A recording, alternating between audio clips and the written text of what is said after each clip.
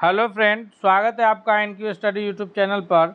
BPSC प्रधान शिक्षक परीक्षा जो ठीक 2 दिन के बाद होना है, उससे लेकर के जो जीके जीएस का प्रैक्टिस प्रश्न है उसका हम लेकर के आए हैं। यह महामैराथन प्रश्नों का सेट है।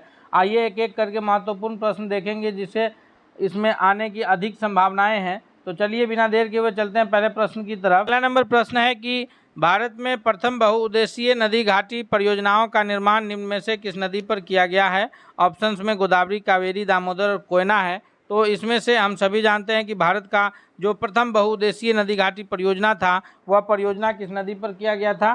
तो इसका जो शुरुआत किया गया था पहले नंबर प्रश्न के लिए सही उत्तर हो जाएगा ऑप्शन नंबर सी के दामोदर नदी घाटी परियोजना के रूप में पहली परियोजना की शुरुआत हुई है, यानी सी ऑप्शन सबसे करेक्ट आंसर के रूप में उत्तर जाना जाएगा। नेक्स्ट प्रश्न की ओर चलते हैं। क्वेश्चन नंबर दूसरा है हमारे स्क्रीन पर कि भारत की सबसे बड़ी बहुउद्देशीय नदी घाटी परियोजना कौन सी है। तो सबसे बड़ी जो बहुउद्देशीय नदी घाटी परियोजना है उसमें आंसर सही क्या होगा। तो इसका जो सबसे करेक्ट उत्तर के रूप में आंसर जाना जाएगा दूसरा नंबर प्रश्न के लिए, वह है भाखड़ा नंगल बांध, जो कि सतलज नदी पर बनाया गया परियोजना है। ऑप्शन नंबर बी इसका भी करेक्ट आंसर के रूप में उत्तर जाना जाएगा। अगले क्वेश्चन की ओर बढ़ते हैं। क्वेश्चन नंबर तीसरा देखते हैं। तीसरा नंबर प्रश्न है कि सरदार सरोवर परियोजना निम्न में से किस नदी पर स्थित है। तो सरदार सरोवर परियोजना जो है वह नर्मदा नदी पर स्थित है, या फिर कृष्णा नदी पर स्थित है, या फिर गोदावरी या तापी नदी पर स्थित है। तो इसका जो सही उत्तर होगा वह ऑप्शन नंबर डी के रूप में उत्तर सही उत्तर के रूप में ऑप्शन नंबर सी जाना जाएगा कि सरदार सरोवर परियोजना जो है वह नर्मदा नदी पर स्थित है। अगले प्रश्न की ओर बढ़ते हैं। क्वेश्चन नंबर चौथा है कि यहाँ पर हमें सूची को सुमेलित करना है, सूची 1 को सूची 2 से सुमेलित करना है। आयोग अधिकांशतः इस प्रकार के कन्फ्यूजिंग प्रश्न देते हैं। तो आइए इसमें सूची को सुमेलित करते हैं। कोसी परियोजना, कोसी परियोजना कहाँ की परियोजना है। तो कोसी परियोजना जो है वो बिहार में उस पर कार्य चल रहा है। दूसरा है नागार्जुन सागर परियोजना, यह कि आंध्र प्रदेश की परियोजना है। तीसरा है हीराकुंड परियोजना जो कि उड़ीसा की परियोजना है। और चौथा है तीसरा है सी में म्यूराक्षी परियोजना जो कि पश्चिम बंगाल में है। और चौथा हीराकुंड जो कि उड़ीसा में है। तो इस हिसाब से अगर हम लोग कूट को देखें तो ए का 1, बी का 3 और सी का 4 और डी का जो है 2, यानी ऑप्शन नंबर सी जो है इसका सबसे सही कूट बन रहा है चौथा नंबर प्रश्न के लिए। दोस्तों एक एक महत्वपूर्ण प्रश्नों को हम लोग इसमें देखेंगे, इसलिए आपसे रिक्वेस्ट है कि यदि आप हमारे चैनल पर नए हैं तो सब्सक्राइब करते हुए बेल आइकन को जरूर दबा लीजिएगा, और अगर वीडियो पसंद आए तो लाइक करते हुए दोस्तों के बीच भी शेयर कीजिएगा। क्वेश्चन नंबर 5वां है कि तुलसी के पौधे का औषधि ये महत्व किसकी उपस्थिति के कारण होता है। तुलसी का जो पौधा है तो वह औषधि महत्व जो है वो अधिकांशतः दवा के रूप में कार्य आता है। तो यह किस वजह से ऐसा होता है। तो इसका जो सबसे सही उत्तर है कि उसमें जो है फिनॉल और फ्लेवोनाइड की जो उपस्थिति होती है, इस कारण जो है तुलसी का पौधा औषधि के रूप में कार्य आता है, यानी ऑप्शन नंबर सी इसका सबसे करेक्ट आंसर होगा। नेक्स्ट क्वेश्चन की ओर बढ़ते हैं। क्वेश्चन नंबर 6 है हमारे स्क्रीन पर कि नवरोज त्यौहार पर प्रतिबंध किसने लगाया था। नवरोज जो है यह एक फारसी त्यौहार था। यह नव वर्ष के अवसर पर मनाया जाने वाला फारसी त्यौहार के रूप में यह जाना जाता था। इस त्यौहार पर प्रतिबंध किस मुगल शासक ने लगाया है। तो इसका जो सबसे करेक्ट आंसर के रूप में उत्तर जाना जाएगा कि प्रतिबंध लगाने का जो कार्य किया है वो औरंगजेब महोदय ने किया है। ऑप्शन नंबर डी इस 6 नंबर प्रश्न के लिए सही उत्तर होगा। नेक्स्ट क्वेश्चन है क्वेश्चन नंबर 7 है कि बिहार के जो प्राचीन मगध की राजधानी राजगिरी है, राजगिरी में जो अधिकांशतः जो वहाँ कुंड है वह गर्म पानी के कुंड है। तो वो पानी के कुंड, उस कुंड में जो राजगीर कुंड है उस कुंड में पानी कहाँ से आता है, गर्म पानी जो है वो कहाँ से आता है, अजंता की गुफा या फिर हिमालय से या गंगा नदी से। तो इसका सही उत्तर ये होगा कि राजगीर कुंड में जो गर्म पानी आता है वह सप्तपर्णी की गुफाओं से आता है, यानी ऑप्शन नंबर बी इस 7वें नंबर प्रश्न के लिए सही उत्तर हो जाएगा। नेक्स्ट क्वेश्चन है दोस्तों 8वां नंबर प्रश्न है कि नदी का जल प्रदूषण किससे मापा जाता है। नदी का जो जल प्रदूषण है वह इनमें से किस वजह से मापा जाता है। तो नदी में ये जल में घुली हुई क्लोरीन की मात्रा के वजह से, या ओजोन की मात्रा, या फिर नाइट्रोजन या ऑक्सीजन की मात्रा की वजह से। तो इसमें ऑप्शन नंबर सी सही उत्तर होगा। ऑप्शन नंबर डी जो है इसमें सही उत्तर होगा कि जल में घुली ऑक्सीजन की मात्रा की वजह से नदी के जल का प्रदूषण मापा जाता है। नेक्स्ट क्वेश्चन है कि किस वायसराय की हत्या अंडमान निकोबार द्वीप समूह में जब वे भ्रमण कर रहे थे तो एक दंडित अपराधी के द्वारा कर दिया गया था। तो भारत में जितने भी वायसराय आए हैं उनमें से एक वायसराय की हत्या हुई है और वह अंडमान निकोबार द्वीप समूह पर जब वो भ्रमण कर रहे थे तो एक जो अपराधी था जिसे दंड दिया गया था उन्होंने उनकी हत्या कर दी थी। तो वो थे Lord Mayo. Option number C इसका सबसे सही उत्तर है कि लॉर्ड मेयो की हत्या जो है वो भारत में हुई है, याद रखेंगे हम लोग। ऑप्शन नंबर सी इसका सबसे करेक्ट आंसर है। लॉर्ड कर्जन इसमें मौजूद है जो कि बंगाल विभाजन के लिए जाने जाते हैं।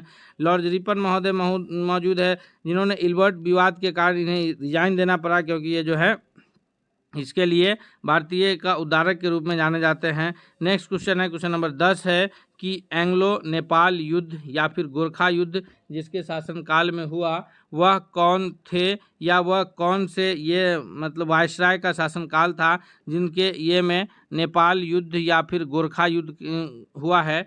तो इसका 10वां का सबसे सही उत्तर हो जाएगा ऑप्शन नंबर बी कि लॉर्ड हेस्टिंग्स महोदय थे जिनके शासनकाल में जो है गोरखा युद्ध हुआ है। अगले प्रश्न की ओर बढ़ते हैं। क्वेश्चन नंबर 11 है कि निम्न में से संगम योजना का मुख्य उद्देश्य क्या है।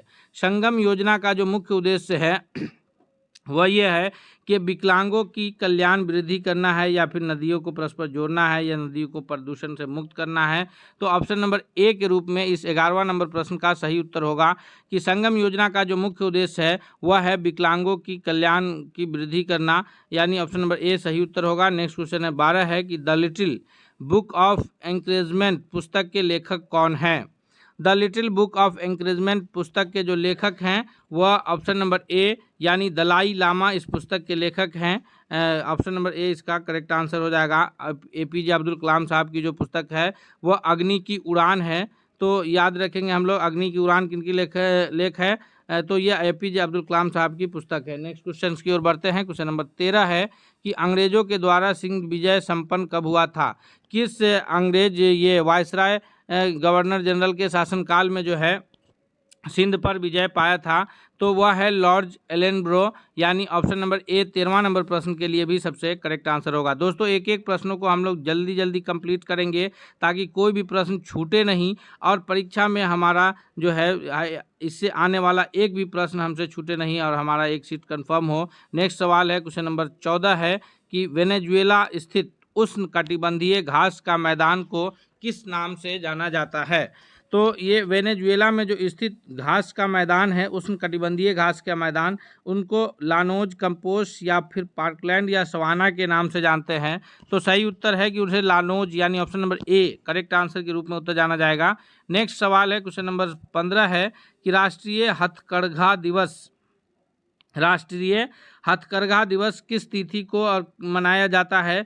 तो प्रत्येक वर्ष जो है राष्ट्रीय हथकरघा दिवस जो है वो ऑप्शन नंबर सी यानी 7 अगस्त को मनाया जाता है। ऑप्शन नंबर सी इसका सबसे करेक्ट आंसर है। नेक्स्ट क्वेश्चन 16 है कि किस राज्य में रक्षाबंधन दिवस को वृक्ष सुरक्षा दिवस के रूप में मनाया जाता है।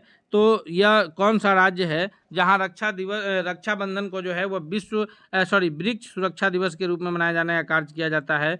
तो यह राज्य है बिहार राज्य। जब 2012 में बिहार के तत्कालीन जो अभी वर्तमान में भी है मुख्यमंत्री नीतीश कुमार ने यह आह्वान किया था कि हम लोग प्रत्येक वर्ष जो है रक्षाबंधन के दिन वृक्ष रक्षा दिवस के रूप में मनाएंगे, ताकि इससे क्या होगा कि इन्वायरमेंट में यानी पर्यावरण संतुलित रहेगा। पौधे का जो है उस दिन हम लोग पौधे को लगाएंगे, जो पुराने पौधे हैं उसकी देखरेख का भी जो है उस दिन प्रतिज्ञा लेते हैं। तो प्रत्येक वर्ष जो है 2012 से रक्षाबंधन के साथ साथ जो है रक्षाबंधन का त्यौहार मनाने के साथ साथ वृक्ष सुरक्षा दिवस के रूप में भी मनाया जा रहा है। और यह कब से, तो सन 2012 से, याद रखेंगे। अगले प्रश्न की ओर बढ़ते हैं। क्वेश्चन नंबर 17 है कि raw research and analysis wing जो है यह इसकी स्थापना कब हुई थी। रॉ जिसका फुल फॉर्म है रिसर्च एंड एनालिसिस विंग्स, तो इसकी स्थापना जो है कब हुई है।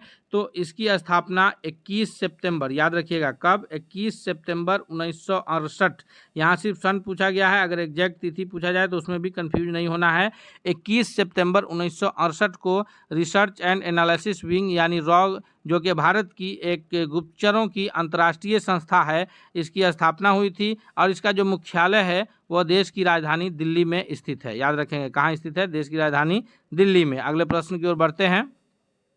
क्वेश्चन नंबर 18 है हमारे स्क्रीन पर कि तारे अपनी ऊर्जा किस प्रकार प्राप्त करते हैं। तारा को जो ऊर्जा है वह नाभिकीय विखंडन या संयोजन से प्राप्त होता है।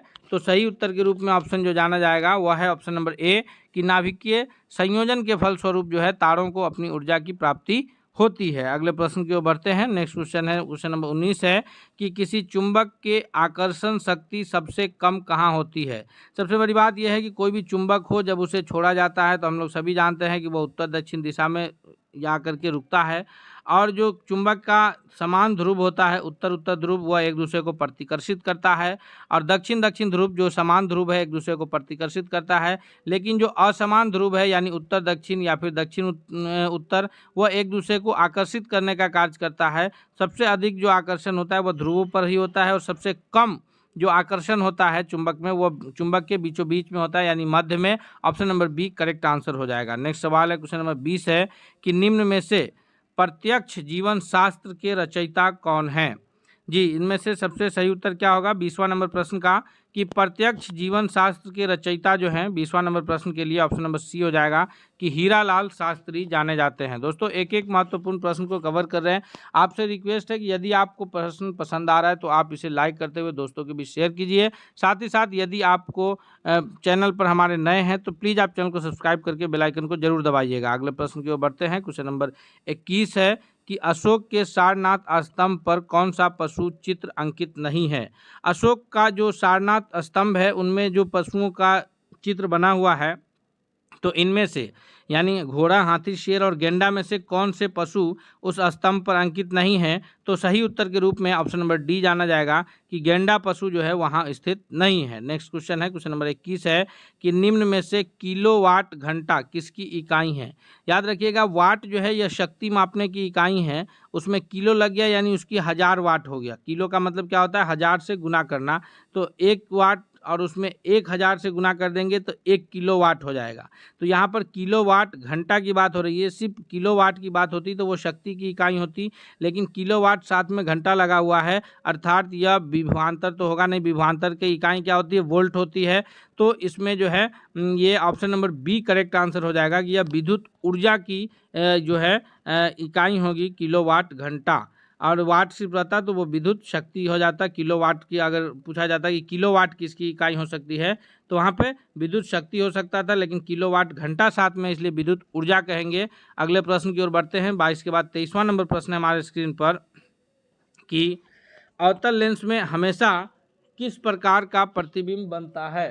तो अवतल लेंस में जो प्रतिबिंब बनता है उसमें से लेंस की बात हो रही है। याद रखिएगा अवतल लेंस में सदैव आभासी प्रतिबिंब बनता है, सदैव आभासी प्रतिबिंब बनता है। इसी को अगर दर्पण के रूप में लीजिएगा तो समतल दर्पण और उत्तल दर्पण, दर्पण में क्या है समतल दर्पण और उत्तल दर्पण में सदैव आभासी बनता है।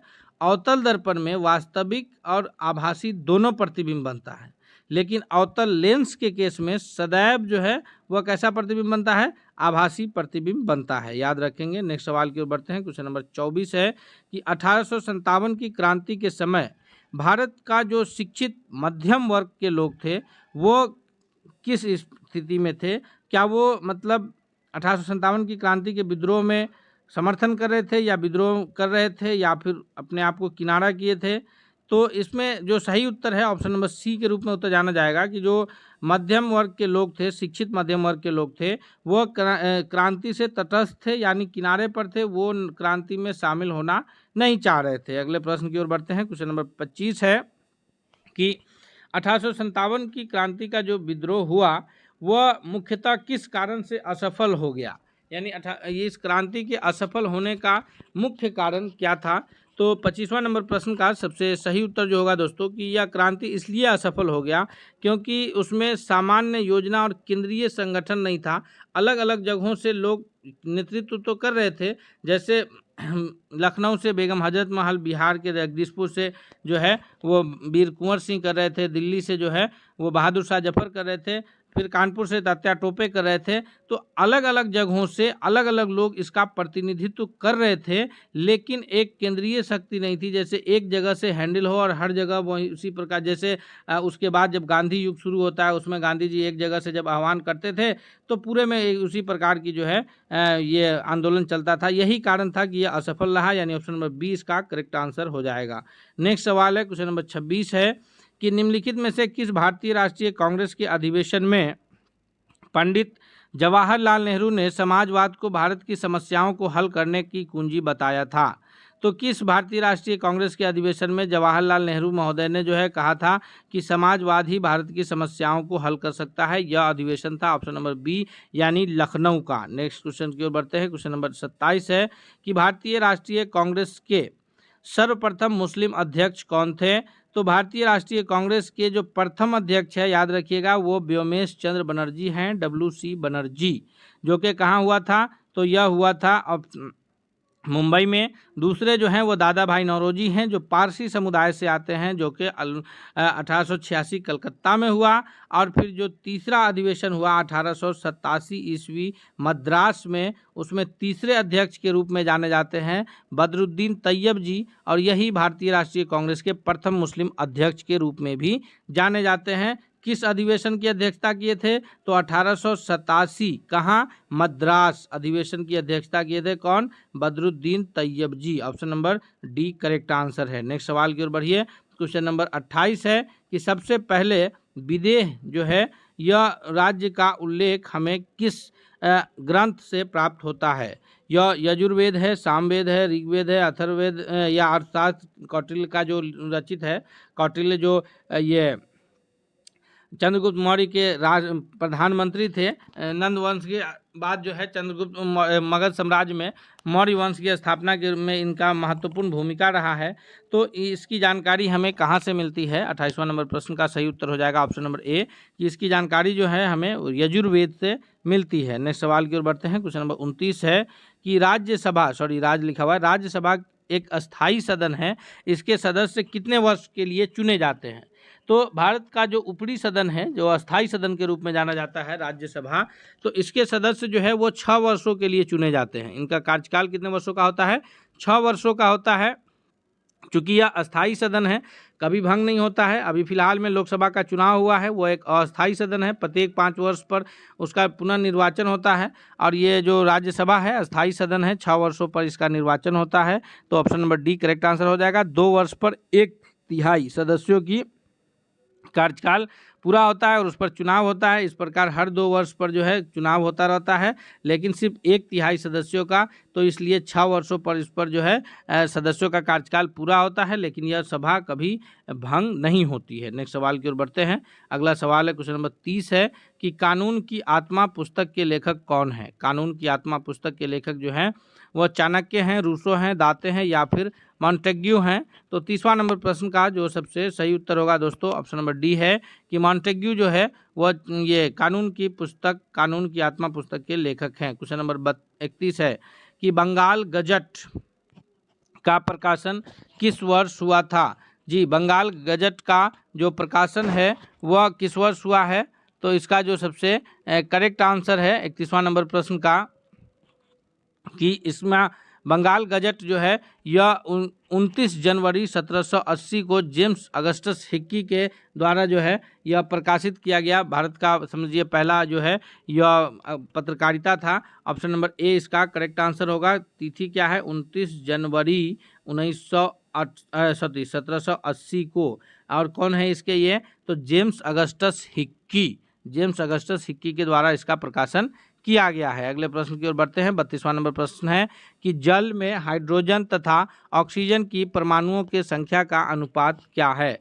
तो इसमें हम सभी जानते हैं कि जल का जो परमाणु ये आणविक सूत्र है वह है H2O, यानी हाइड्रोजन 2 परमाणु और ऑक्सीजन का 1 परमाणु। तो इस प्रकार क्या हो जाएगा? 2:1। तो ऑप्शन क्या हो जाएगा सही? ऑप्शन नंबर 1 करेक्ट आंसर हो जाएगा कि हाइड्रोजन का जो अणुसूत्र है वह है H2O है, जिसमें हाइड्रोजन के 2 परमाणु शामिल है और ऑक्सीजन के 1 परमाणु शामिल है। तो जल में हाइड्रोजन और ऑक्सीजन का अनुपात क्या होगा? 2:1 1 हो जाएगा। अगले प्रश्न की ओर बढ़ते हैं, इससे पहले आपसे एक बार फिर रिक्वेस्ट करेंगे कि यदि आप हमारे चैनल पर नए हैं तो सब्सक्राइब करते हुए बेल आइकन को जरूर दबा लीजिएगा। साथ ही साथ अगर वीडियो पसंद आ रहा है तो लाइक करते हुए दोस्तों के बीच शेयर करना नहीं भूलिएगा। आप जरूर हमें समर्थन करेंगे। क्वेश्चन नंबर 33 है हमारे स्क्रीन पर कि भारतीय राष्ट्रीय कांग्रेस के निम्नलिखित अधिवेशनों में से किसकी अध्यक्षता सी विजय राघव चेडियार ने की थी। तो 33वां नंबर प्रश्न का सही उत्तर क्या होगा। 33वां नंबर प्रश्न का जो सही उत्तर है ऑप्शन नंबर बी के रूप में उत्तर जाना जाएगा कि नागपुर अधिवेशन 1920 में जो हुआ था उसकी अध्यक्षता जो है कौन किए थे, विजय राघव चेडियार महोदय के द्वारा किया गया था। नेक्स्ट सवाल है क्वेश्चन नंबर 34 है कि शिमला सम्मेलन कब हुआ था। शिमला सम्मेलन जो है यह मार्च 1945 या फिर जून 1945 में हुआ है। तो सही उत्तर के रूप में जाना जाएगा कि शिमला समझौता तो 1945 में, जून 1945 में हुआ है। बी ऑप्शन सबसे करेक्ट आंसर है। नेक्स्ट क्वेश्चन है कि दादा भाई नौरोजी ने प्रथम बार स्वराज की मांग कब की थी। दादा भाई नौरोजी, जिनको ओल्ड ग्रैंडमैन ऑफ इंडिया के नाम से भी जाना जाता है, भारत का वृद्ध व्यक्ति, ओल्ड ग्रैंडमैन ऑफ इंडिया यानी भारत का वृद्ध व्यक्ति के नाम से महान वृद्ध व्यक्ति के नाम से जाने जाते हैं। और ये भारतीय राष्ट्रीय कांग्रेस के दूसरे और प्रथम पारसी अध्यक्ष के रूप में भी जाने जाते हैं। और इन्होंने जो है 1906 में, चूँकि ये 2-3 बार जो है भारतीय राष्ट्रीय कांग्रेस की अध्यक्षता की है, 1906 में जब 1905 में ये का बंगाल का बंटवारा हुआ, उसके बाद भारतीय राष्ट्रीय कांग्रेस की अधिवेशन 1906 में कलकत्ता में हो रही थी, तो उसमें इन्होंने जो है सर्वप्रथम स्वराज शब्द का प्रयोग किया था। तो याद रखिएगा कब किए थे, तो 1906 के कलकत्ता अधिवेशन में, और उसकी अध्यक्षता भी दादा भाई नौरोजी ही कर रहे थे। तो उनमें ही इन्होंने जो है कहा था कि स्वराज शब्द का सबसे पहले प्रयोग हुआ था। नेक्स्ट क्वेश्चन है 36 है कि दक्षिण भारत का जो तकोलम का युद्ध है यह किनके बीच लड़ा गया था। चोल राष्ट्रकूट है, चोल उत्तर है, चोल पांडे है, चोल होयसल है। तो यह जो दक्षिण भारत का तकोलम का युद्ध है यह 949 ईस्वी में, सिर्फ 949 ईस्वी में चोल और राष्ट्रकूट के बीच लड़ा गया था। Option number A correct answer होगा, जिसमें चोल की हार हुई थी, राष्ट्रकूट जो है वह विजयी रहे थे। क्वेश्चन नंबर 37 है कि चतुर्थ अंगल मैसूर युद्ध कब लड़ा गया। तो चतुर्थ अंगल मैसूर युद्ध जो है यह लड़ा गया है, इसका सही उत्तर के रूप में जो आंसर जाना जाएगा वह है ऑप्शन नंबर सी के 1798 से 99 ईस्वी के बीच लड़ा गया था। और इस युद्ध में जो है मैसूर के सुल्तान टीपू सुल्तान की जो है हार होती है, और समझिए कि टीपू सुल्तान का पतन भी इसी युद्ध में होता है। अगले प्रश्न की ओर बढ़ते हैं।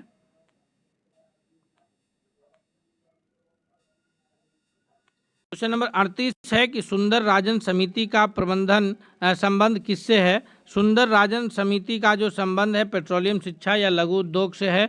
तो सही उत्तर के रूप में ऑप्शन नंबर ए जाना जाएगा कि इनका संबंध जो है वो पेट्रोलियम से है।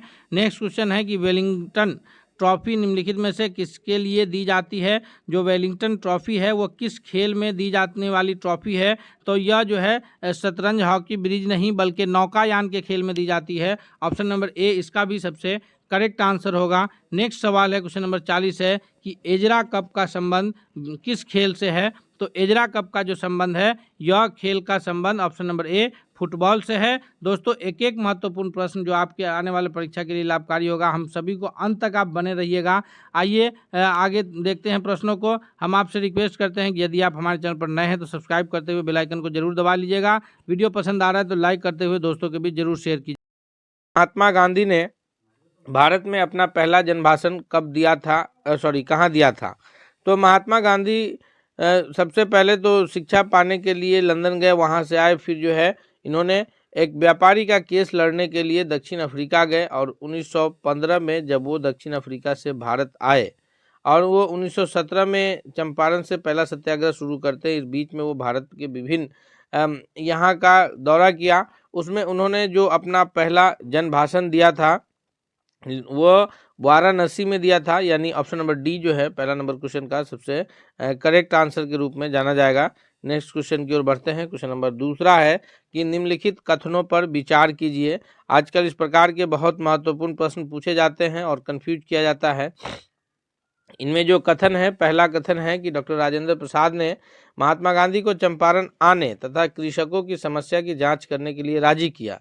दूसरा है कि चंपारण में आचार्य जेबी कृपलानी महात्मा गांधी के सहयोगी के रूप में एक थे। कौन से कथन दोनों में से सही है? एक या दो या फिर दोनों या कोई नहीं। तो अगर ध्यान से देखें हम लोग, डॉक्टर राजेंद्र प्रसाद ने महात्मा गांधी को चंपारण आने तथा कृषकों की समस्या को जांच करने के लिए राजी किया, यह कथन बिल्कुल असत्य है, क्योंकि महात्मा गांधी को चंपारण आने के लिए जिन्होंने राजी किया था वो थे राजकुमार शुक्ल थे।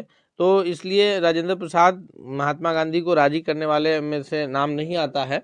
लेकिन दूसरा जो ऑप्शन है कि चंपारण आने में आचार्य जेबी कृपलानी जो है ये महात्मा गांधी जी के सहयोगी में से थे, यह करेक्ट आंसर है। यानी केवल ऑप्शन बी जो है, केवल दूसरा कथन जो है वो सबसे सही उत्तर है। ऑप्शन नंबर बी के रूप में करेक्ट आंसर जाना जाएगा। नेक्स्ट क्वेश्चन है, क्वेश्चन नंबर तीसरा है कि निम्नलिखित में से कौन जो है चंपारण सत्याग्रह से संबंध में नहीं जुड़ा था? तो इसका करेक्ट आंसर क्या होगा? यह किसानों से जुड़ा आंदोलन था। उसके बाद है कि इसे तीनकठिया प्रथा के विरुद्ध संचालित किया गया। डॉक्टर राजेंद्र प्रसाद तथा जेबी कृपलानी इसमें महात्मा गांधी के सहयोग दिया। यह प्रथम आंदोलन था जिसमें महात्मा गांधी ने संपूर्ण भारत के स्तर पर आरंभ किया।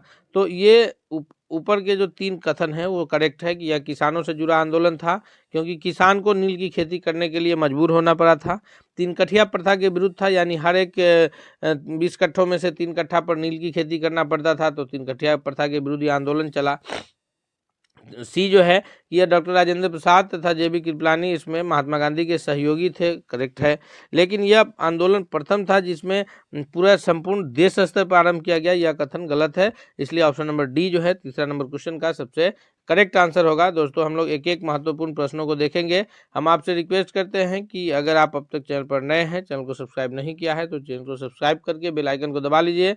कोई भी अपडेट्स आए तो सबसे पहले आप तक पहुंचे। साथ ही साथ अगर आप को वीडियो पसंद आ रहा है तो लाइक करते हुए दोस्तों के बीच भी शेयर कीजिए। नेक्स्ट क्वेश्चन की ओर बढ़ते हैं। क्वेश्चन नंबर चौथा है कि खेरा किसानों के पक्ष में महात्मा गांधी के सत्याग्रह संगठित करने का क्या कारण था? खेरा के किसानों के विरुद्ध जो है महात्मा गांधी ने आंदोलन चलाए थे और अहमदाबाद के मिल मजदूरों के लिए भी चलाए थे। तो चौथा नंबर क्वेश्चन का जो करेक्ट आंसर है क्या है कि अकाल पड़ने के बावजूद प्रशासन ने भू राजस्व की उगाही स्थगित नहीं किया था। दूसरा है कि प्रशासन का यह प्रस्ताव था कि गुजरात में स्थगित बंदोबस्त लागू कर दिया जाए। तो ये खेरा के किसानों की तरफ से जो गांधी जी ने खेरा का सत्याग्रह चलाया था उसका पहला कारण यही था कि अकाल पड़ने के बावजूद जो है प्रशासन की तरफ से भू राजस्व की उगाही को स्थगित नहीं किया गया था, इसलिए गांधी जी ने आंदोलन चलाया था। यानी चौथा नंबर क्वेश्चन का ऑप्शन नंबर ए जो है वो सबसे करेक्ट आंसर के रूप में जाना जाएगा। नेक्स्ट क्वेश्चन की ओर बढ़ते हैं। क्वेश्चन नंबर 5वां है कि रॉलेट एक्ट का लक्ष्य क्या था? रॉलेट एक्ट जो है यह 1919 में जो आया था, इसका प्रमुख लक्ष्य क्या था? युद्ध प्रयासों को अनिवार्य आर्थिक समर्थक देना, या फिर बिना मुकदमा चलाए बंदी बनाना, और मुकदमों की सुनवाई जो है संक्षिप्त प्रक्रिया द्वारा, या फिर खिलाफत आंदोलन का दमन करना था, या प्रेस स्वतंत्रता को प्रतिबंधित करना था। तो 5वां का सबसे सही उत्तर तो ऑप्शन नंबर बी है कि ये रॉलेट एक्ट का जो प्रमुख लक्ष्य था कि बिना मुकदमा चलाए गिरफ्तार करना, बंदी बनाना और फिर मुकदमा की सुनवाई को संक्षिप्त प्रक्रिया के द्वारा ये करना था। ऑप्शन नंबर बी जो है 5वां का सबसे सही उत्तर के रूप में जाना जाएगा। दोस्तों नेक्स्ट क्वेश्चन की ओर बढ़ते हैं। क्वेश्चन नंबर 6 है कि the anarchical and revolutionary crime act 1919 को सामान्य बोलचाल में क्या कहा जाता है?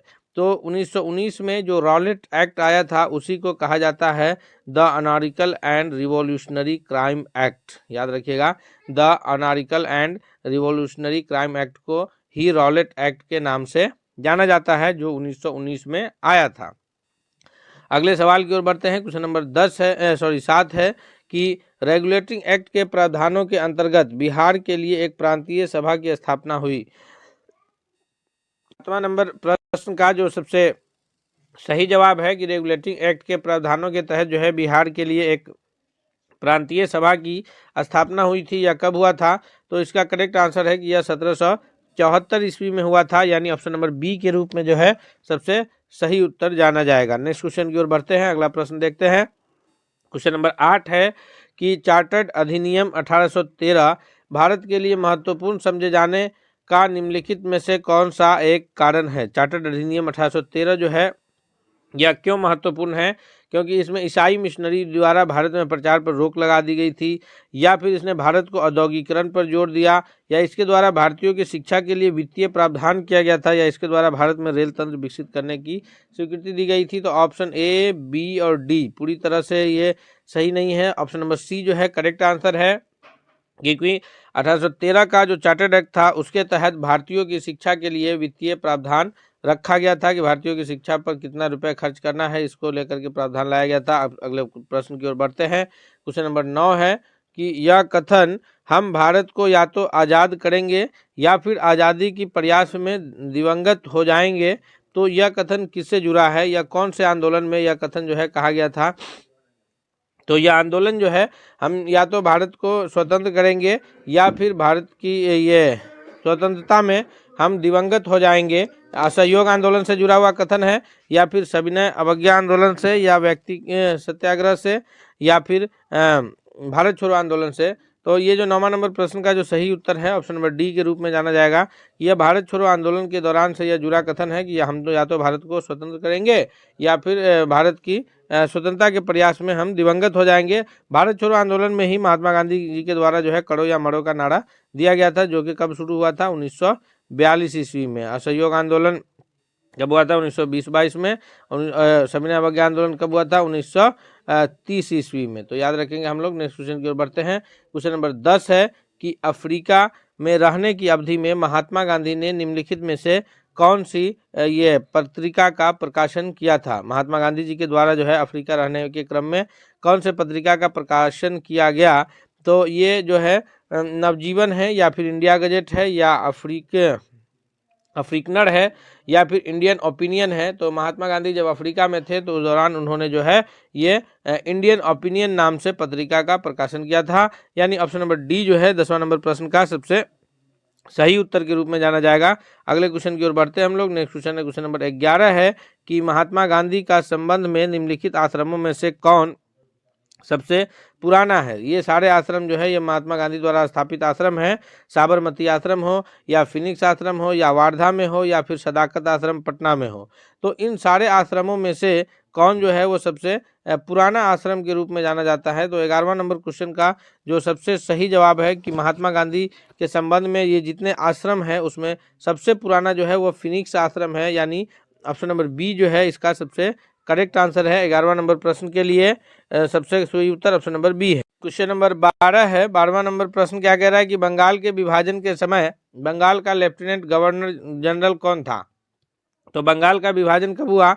बंगाल का ध्यान रखेंगे, बंगाल का विभाजन 1905 ईस्वी में होता है, और विभाजन करने वाले जो भारत के गवर्नर जनरल थे वो लॉर्ड कर्जन थे।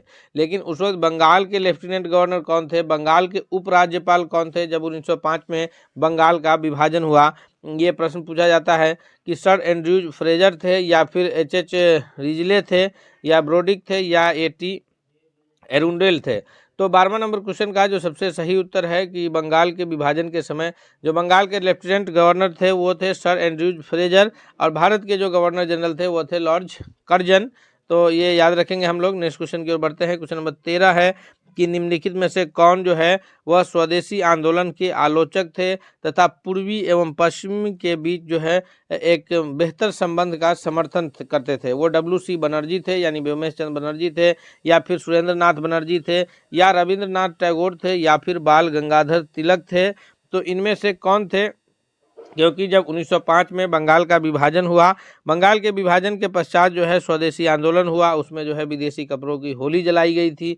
तो ये इसका समर्थन नहीं कर रहे थे, ये कह रहे थे कि यह जलाना जो है विदेशी कपड़ों की होली जलाना यह कहीं से उचित नहीं है। तो इसलिए ये चाहते थे कि पूर्वी और पश्चिम के देशों के बीच जो है एक बेहतर संबंध हो। वो थे हमारे रविंद्रनाथ टैगोर, यानी ऑप्शन नंबर सी जो है करेक्ट आंसर होगा। कि और हालांकि उन्होंने उस वक्त एक ये लिखा था अमार सोनार बंगला के नाम से, जो आज आधुनिक बांग्लादेश का जो है राष्ट्रगान है। और रविंद्रनाथ टैगोर एक ऐसे शख्सियत है कि जिनका लिखा हुआ ये जो है 2 देशों का राष्ट्रगान है। एक अपने भारत का जो है जन गण मन अधिनायक जय है, यह राष्ट्रगान रविंद्रनाथ टैगोर के द्वारा ही रचित है। और अमर सोनार बांग्ला, ये बांग्लादेश का जो वर्तमान में राष्ट्रगान है, यह भी रविंद्रनाथ टैगोर के द्वारा ही रचित है। अगले सवाल की ओर बढ़ते हैं। क्वेश्चन नंबर 14 है कि 1905 में लॉर्ड कर्जन द्वारा किया गया बंगाल विभाजन कब तक बना रहा। तो 1905 में जब लॉर्ड कर्जन महोदय ने जो है बंगाल विभाजन किया था, इसको देखते हुए बंगाल प्रशासनिक दिक्कत का ये दे करके इन्होंने बंगाल विभाजित किया था।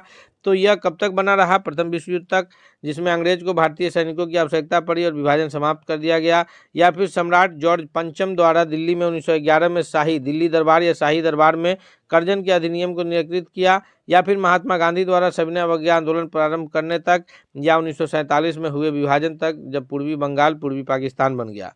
तो ये जो है मुख्य रूप से ये जो जाना जाता है कि 1905 में जो लॉर्ड कर्जन के द्वारा विभाजित किया गया था, वह सम्राट जॉर्ज पंचम का जब दिल्ली दरबार लगा और उसमें जो है इसको निराकृत कर दिया था, तब तक, यानी 1905 में जो बंगाल विभाजित हुआ, तब से 1911 में फिर जो है बंगाल एकीकृत हो गया था। ऑप्शन नंबर बी जो है इसका सबसे सही उत्तर है। अगले सवाल की ओर बढ़ते हैं, नेक्स्ट क्वेश्चन देखते हैं। क्वेश्चन नंबर 15 है कि गोपाल कृष्ण गोखले ने कांग्रेस के लिए किस अधिवेशन की अध्यक्षता की। गोपाल कृष्ण गोखले जो है, ये गोपाल कृष्ण गोखले को जो है महात्मा गांधी जी का राजनीतिक गुरु के रूप में जाना जाता है। इन्होंने जो है ये कब अध्यक्षता की थी। 15वां नंबर सवाल का सबसे करेक्ट आंसर है कि 1905 के कांग्रेस अधिवेशन की अध्यक्षता जो है यह गोपाल कृष्ण गोखले जी के द्वारा किया गया था। अगला सवाल है क्वेश्चन नंबर 16 है कि कांग्रेस के मंच से भारतीय राष्ट्रीय कांग्रेस के किस अधिवेशन में प्रथम बार स्वराज शब्द व्यक्त किया गया। ये प्रथम बार जो स्वराज शब्द व्यक्त किया गया है, यह भारतीय राष्ट्रीय कांग्रेस के कौन से अधिवेशन में किया गया था। यह बनारस अधिवेशन 1905 में, या फिर कलकत्ता अधिवेशन 1906 में, या फिर सूरत अधिवेशन 1907 में, या इनमें से कोई नहीं। तो 16वां नंबर क्वेश्चन का जो करेक्ट आंसर है कि ये बंगाल विभाजन के पश्चात जब ये हुआ, तो उसमें जो है ये कलकत्ता अधिवेशन 1906 में सबसे पहले जो है स्वराज शब्द का प्रयोग हुआ था, और सूरत अधिवेशन 1907 में कांग्रेस नरम दल और गरम दल में बट ही गया था। तो 16वां का सही उत्तर ऑप्शन नंबर बी है। नेक्स्ट क्वेश्चन है क्वेश्चन नंबर 17 है कि किसने कहा था कि यदि भगवान अस्पृश्यता को सहन करते हैं तो मैं उन्हें कभी भगवान नहीं मानूंगा। अस्पृश्यता अर्थात छुआछूत को अगर भगवान भी सहन करें तो मैं उन्हें भगवान नहीं मानूंगा, यह कथन किनका है। यह बाबा साहब भीमराव अम्बेडकर का है, या फिर बाल गंगाधर तिलक का है, या लाला लाजपत राय का है, या फिर मोहनदास करमचंद गांधी जी का है, महात्मा गांधी जी का है।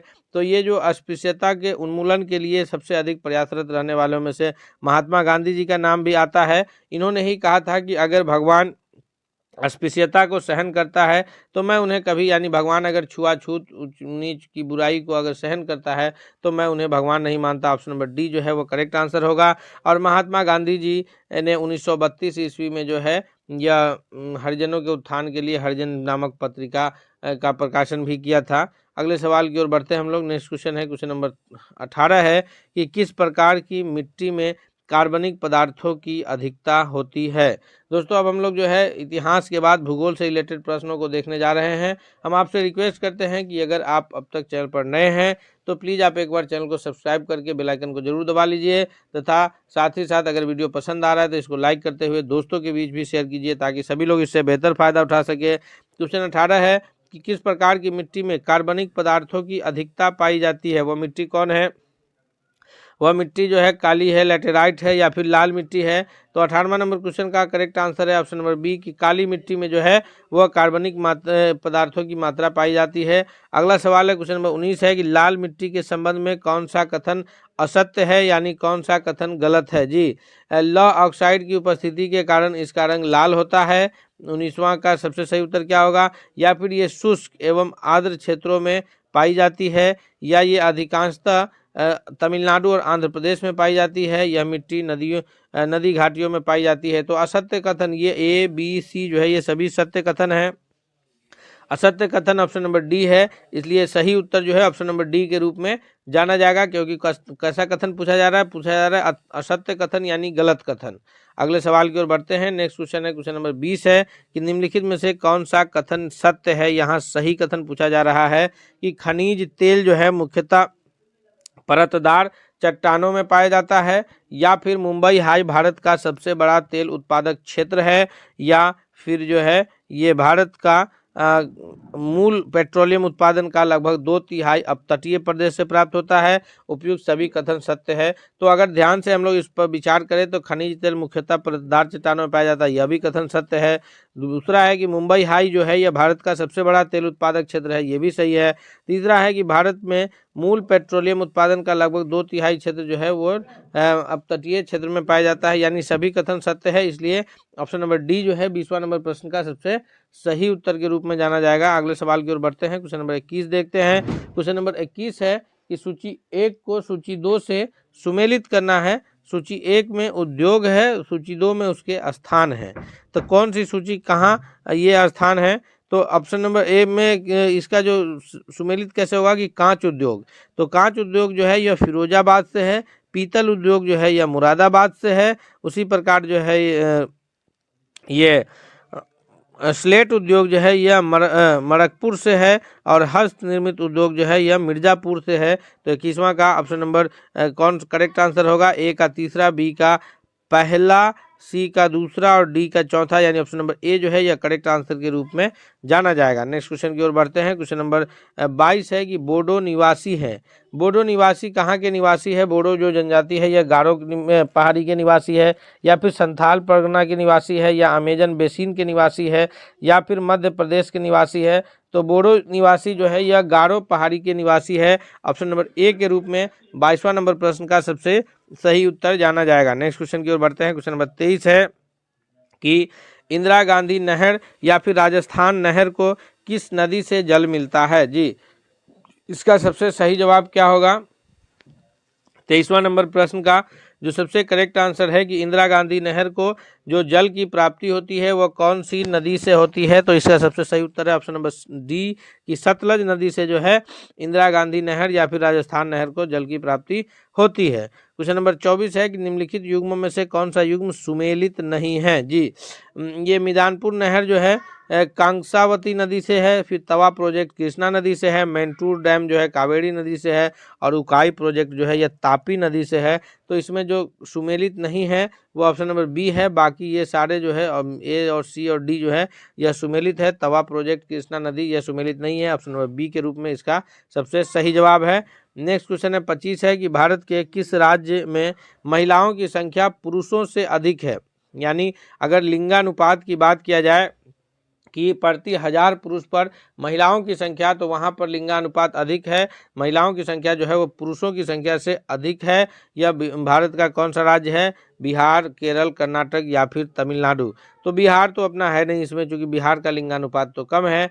तो इसका सही उत्तर 25वां का कौन है? ऑप्शन नंबर बी है कि केरल, जो कि सबसे साक्षर राज्यों में से आता है, सबसे अधिक साक्षर राज्य भी वही है, और महिलाओं से अधिक पुरुषों से अधिक महिलाओं की संख्या भी वही है। अगर बिहार के रिस्पेक्ट में हम लोग बात करें कि बिहार में महिलाओं से अधिक पुरुषों से अधिक महिलाओं की संख्या किस जिले में है? तो वह गोपालगंज जिला है, जहाँ महिलाओं की संख्या पुरुषों से अधिक है, और ये भारत में केरल राज्य है। ऑप्शन नंबर बी जो है करेक्ट आंसर है। नेक्स्ट क्वेश्चन है 26 है कि रणथंभौर वन्य जीव प्राणी अभ्यारण्य, वन्य प्राणी अभ्यारण्य जो है यह भारत के किस प्रदेश में और किस लिए प्रसिद्ध है? रणथंभौर प्राणी अभ्यारण्य जो है यह भारत के राजस्थान में बाघ शेर के लिए प्रसिद्ध है। ऑप्शन नंबर सी जो है वह करेक्ट आंसर है 26वां नंबर क्वेश्चन के लिए। नेक्स्ट क्वेश्चन की ओर बढ़ते हैं। क्वेश्चन नंबर 27 है कि बाबा साहब भीमराव अंबेडकर का संविधान सभा में निर्वाचित हुआ था। यानी बाबा साहब भीमराव अंबेडकर जो संविधान सभा में चुन करके गए थे, वो कहाँ से चुने गए थे संविधान सभा के सदस्य के रूप में? यह पंजाब से थे, या फिर तत्कालीन मध्य भारत से थे, या बम्बई प्रेसिडेंसी से थे, या पश्चिम बंगाल से थे? तो 27वां का जो करेक्ट आंसर है ऑप्शन नंबर ए है कि बाबा साहब भीमराव अंबेडकर जो है वो संविधान सभा के लिए निर्वाचित हुए थे, वह पश्चिम बंगाल से हुए थे, यानी ए करेक्ट आंसर है। नेक्स्ट क्वेश्चन की ओर बढ़ते हैं। क्वेश्चन नंबर 28 है कि भारतीय संविधान सभा की स्थापना कब हुई थी? जी, भारतीय संविधान सभा की जो स्थापना हुई है यह 1946 ईस्वी में किस तिथि को हुई है? तो भारतीय संविधान सभा की स्थापना 1946 ईस्वी में 9 दिसंबर 1946 को हुई थी। उसी दिन डॉक्टर सच्चिदानंद सिन्हा को अस्थायी अध्यक्ष चुना गया था। उसके बाद 11 दिसंबर को जो है डॉक्टर राजेंद्र प्रसाद को अस्थायी अध्यक्ष चुन लिया गया। और संविधान निर्माण का कार्य जो है वो 26 नवंबर 1949 ईस्वी को कंप्लीट हो गया था। इसीलिए 26 नवंबर को हम लोग जो है ये संविधान दिवस के रूप में मनाते हैं। अगला सवाल की ओर बढ़ते हैं। क्वेश्चन नंबर 29 है कि भारत के जो महान्यायवादी है, भारत का जो महान्यायवादी है, इसकी नियुक्ति कौन करता है? इसकी नियुक्ति जो है यह 29वां नंबर क्वेश्चन का करेक्ट आंसर क्या होगा? भारत के महान्यायवादी की नियुक्ति जो है यह संबंधित अनुच्छेद कौन सा है?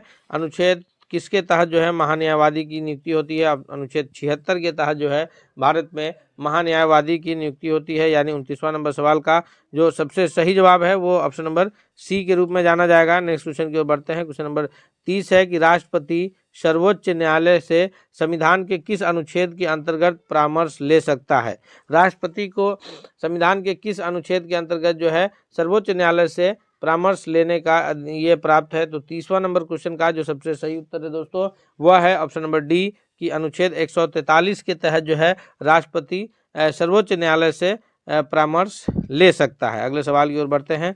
नेक्स्ट क्वेश्चन देखते हैं। क्वेश्चन नंबर 31 है कि समानता का अधिकार भारतीय संविधान के किन 5 अनुच्छेदों में वर्णित है? तो भारत में जो ये मूल अधिकार है वो 12 से 35 तक दिया गया है, जो कि भाग 3 में दिया है। तो इसमें से जो 6 मूल अधिकार है, समानता का अधिकार, स्वतंत्रता का अधिकार, धार्मिक स्वतंत्रता का अधिकार, उसमें से जो इस प्रकार से 6 जो मूल अधिकार है उसमें जो समानता का अधिकार वर्णित है वो अनुच्छेद 14 से 18 के बीच है। यानी ऑप्शन नंबर सी जो है वो करेक्ट आंसर होगा। अगले सवाल की ओर बढ़ते हैं। क्वेश्चन नंबर 32 है कि भारतीय संविधान में छुआछूत यानी अस्पृश्यता से उन्मूलन, छुआछूत को हटाने का लिए जो संबंधित प्रावधान है वह कौन से अनुच्छेद में है? तो वह है अनुच्छेद 17 में। यानी ऑप्शन नंबर सी जो है इसका 32वां का सबसे सही उत्तर है। नेक्स्ट है क्वेश्चन नंबर 33 है कि मूलभूत संविधान में कौन से भाग में राज्य लोक कल्याण की संकल्पना सम्मिलित की गई है?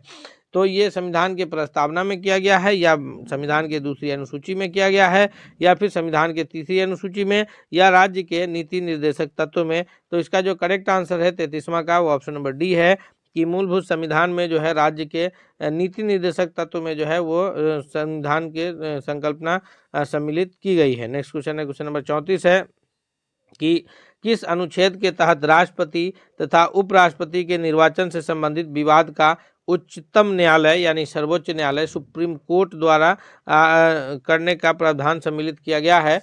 तो 34वां का जो करेक्ट आंसर है कि जिस अनुच्छेद के तहत राष्ट्रपति और उपराष्ट्रपति के निर्वाचन से संबंधित अगर कोई विवाद उत्पन्न होते हैं तो उसका ये करने का जो प्रावधान है वो अनुच्छेद 71 के तहत है। ऑप्शन नंबर डी के रूप में करेक्ट आंसर जाना जाएगा। क्वेश्चन नंबर 35 है कि राज्यसभा के सामान्य विधेयक को अधिकतम, राज्यसभा को यह कितना दिन का अधिकार प्राप्त है कि वह किसी भी सामान्य विधेयक को अधिकतम कितना दिन तक अवधि तक रोके रख सकता है? 14 दिन की अवधि है, 1 माह है, 3 माह है, या फिर 6 माह है?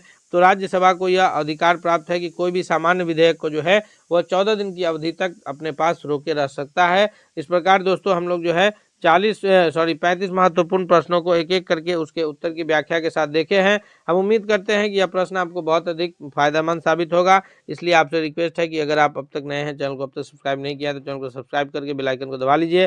साथ ही साथ वीडियो को लाइक शेयर कीजिए और वीडियो को कमेंट करके बताइए कि आपको कैसा लगा। मिलते हैं अगले सेट के साथ, तब तक के लिए धन्यवाद।